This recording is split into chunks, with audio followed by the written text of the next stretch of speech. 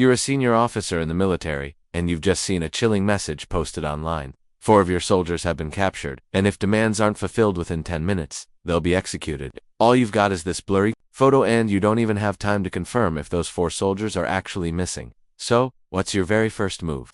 If I may be blunt, your first move should be to reach out to someone like me on my team. I was trained as a computer scientist and an applied mathematician, and while that may sound like a strange person to call in a moment like this, I've spent the last 3 decades building technologies that can verify and analyze digital photos and videos. Over the years, we've partnered with journalists, courtrooms, and government agencies on all kinds of cases, from a damning photo of a cheating spouse, to heartbreaking imagery of child abuse, to evidence in capital crimes, and, yes, even on things I simply can't discuss. Back then, cases like these landed on my desk once a month. Then it was every week. Now it's nearly daily. Why the surge? A few reasons.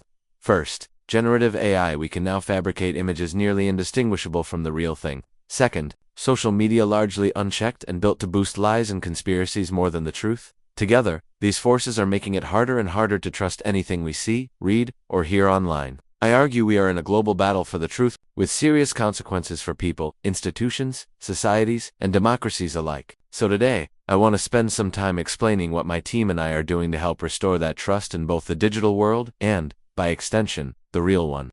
For nearly 200 years, people generally believed in the truth of photographs. But even back in the mid-1800s, Victorians known for their humor were already manipulating images, or history could be rewritten.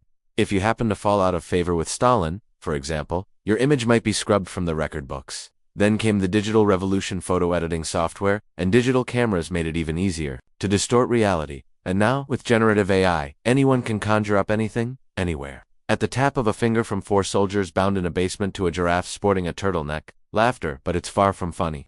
Generative AI is now amplifying old threats and creating brand new ones. Deepfake nudes of real women and children, used for blackmail or humiliation. Fabricated videos of doctors pushing fake cures for deadly diseases. One Fortune 500 company even lost tens of millions when an AI-generated clone of their CEO infiltrated a video call. These dangers are real. They're already here, and we are all exposed. Now, before we walk through how to assess whether this image is real or not, it's worth understanding how generative AI works. It starts with billions of captioned images. These images are then degraded into complete visual noisy, a jumble of random pixels.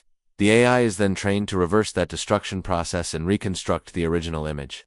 When repeated billions of times over diverse sets of pictures, the model learns how to turn noise into a realistic image aligned with any prompt you type. It's remarkable, but that's not how natural photographs are made. A genuine photo captures light striking a sensor, which is then converted into a digital file. One of the first things we look for, whether the residual noise in an image appears more like an AI-generated creation or a real photo. For example, here's an actual dog and an AI-generated dog. When I extract their noise residuals, the patterns may not look obviously different to you, but with this visualization, you can clearly see a contrast between the two. Those starburst-like artifacts are a clear signature of generative AI. For the math and physics folks out there, that's the Fourier transform magnitude of the noise residual.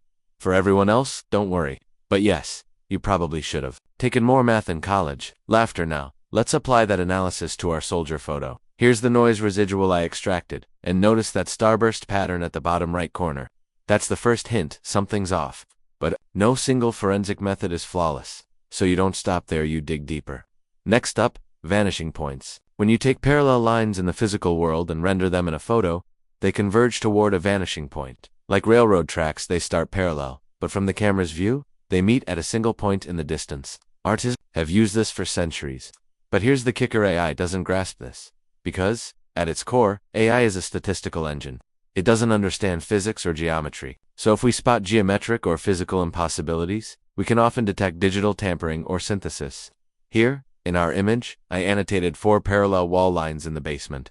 You'll notice there's no consistent vanishing point. Physically that's strike 2. Let's keep going. Shadows. Much like vanishing points, shadows obey physical rules. In this example, I matched a shadow point to the object, casting it, and extended the lines. They converge not at a vanishing point, but at the light source. This is expected in authentic photos. But AI often gets it wrong. In the soldier image, I marked 4 shadows from the soldier's feet to their legs. None of the lines converge. Not 1, not 2, but 3 major inconsistencies. That gives us solid evidence this image is fake. The biggest point I want to leave you with is this: even though it's hard, it is still possible to tell real from fake. This photo, in many ways, mirrors how a lot of us feel like hostages, unsure of what's true, what's false, lost in the digital noise. But we don't have to be prisoners to that. We don't need to surrender to the worst instincts poisoning our online spaces. We do have agency, and we can make a difference. Now, I can't train you to be digital forensics experts in 10 minutes, but I'll leave you with a few key thoughts. 1. The tools we're building, like the ones I showed, are being deployed to journalists, courts, and institutions. That helps them separate fact from fiction, and ultimately, that helps you. 2. There's an international standard for content credentials, metadata, that authenticates content at the time it's created. As these credentials become widespread, you'll be better equipped to tell real from fake online. It's not a curl, but it's a vital step. 3. Please, understand this: social media is not where you should get your news. Applause. It's a platform Silicon Valley built to steal your attention with junk content. Applause, like any harmful habit, you should kick it. Laughter, and if you can't, at least don't let it be your main news source. It's just too polluted by falsehoods, conspiracies, and now, AI garbage to be trustworthy. 4. Know that when you share misinformation, unintentionally you become part of the problem. Don't contribute to the chaos. Real journalists and fact-checkers are working tirelessly every day. Talk to them regularly to sift truth from lies. Pause, reflect. Don't mislead your friends, your family, your coworkers. Don't add more pollution to our already fragile information ecosystem. Applause. We're at a crossroads. One road: we keep doing what we've done for the past 20 years, let technology divide us, feed mistrust and division. Or we choose another path. We harness technology to serve us, to empower us, not to harm us. That choice, it's fully ours. Thank you. Applause. Latif Nasser. Time for some quick-fire questions. Ready? Hany Farid. Ready. Lane. Rough estimate: what percentage of online images are fake? HF depends on the platform, but the signal-to-noise ratio is nearing 1. Avoid Twitter, X, and really, most of them. Lane. So what's your guess? HF? Close to 50%. Lane. Can you still tell the difference between TikTok filters, Photoshop, and AI fakes? HF. Yes, but it's getting tougher. LN. Any websites lay people can use to verify? HF. No. In fact, that's another problem. People make fake images, then fake sites to verify them. It's all getting weird. Don't trust them. LN. Final question. In those crime shows, when they say enhance, can you actually do that? Laughter. HF. Yes. LN. That's what we wanted to hear. Ladies and gentlemen, Hany Farid.